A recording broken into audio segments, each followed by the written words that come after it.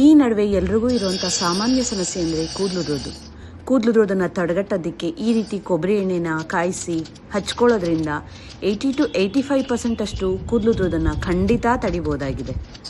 Stove ಮೇಲೆ ಒಂದು ತಪ್ಪಲೆ ಇಟ್ಬಿಟ್ಟು ಲೋ ಫ್ಲೇಮ್ನಲ್ಲಿ 1 ಹಿಡಿ ಮೆಂತ್ಯ, 1 ಹಿಡಿ ಅಗಸೆ ಬೀಜ, 1 ಹಿಡಿ ಕರಿಬೇವಿನ ಸೊಪ್ಪನ್ನು ಹುರಿದ್ಬಿಟ್ಟು ಅದಕ್ಕೆ 1 ಲೀಟ್ರಷ್ಟು ಕೊಬ್ಬರಿ ಎಣ್ಣೆನ ಹಾಕಬೇಕು. 1 ಲೀಟ್ರಷ್ಟು ಕೊಬ್ಬರಿ ಎಣ್ಣೆನ ಹಾಕಿ ಕಾಯಿಸಿದ ಮೇಲೆ ಸ್ಟವ್ನ ಆಫ್ ಮಾಡಿ 1 ಲೀಟ್ರ್ ಕೊಬ್ಬರಿ ಎಣ್ಣೆಗೆ 1/4 ಲೀಟ್ರಷ್ಟು ಹರಳೆಣ್ಣೆನ ಸೇರಿಸ್ಕೋಬೇಕು.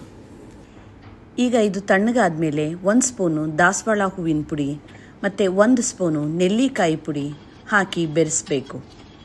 ಇದೆಲ್ಲನೂ ಆದಮೇಲೆ ಎಲ್ಲ ಆರಿ ತಣ್ಣಗಾದ್ಮೇಲೆ ನಾವು 1 ಸ್ಟ್ರಿಪ್ಪಷ್ಟು ವಿಟಮಿನ್ ಇ ಕ್ಯಾಪ್ಸೂಲ್ನ ಕಟ್ ಮಾಡಿ ಇದಕ್ಕೆ ಸೇರಿಸಬೇಕು.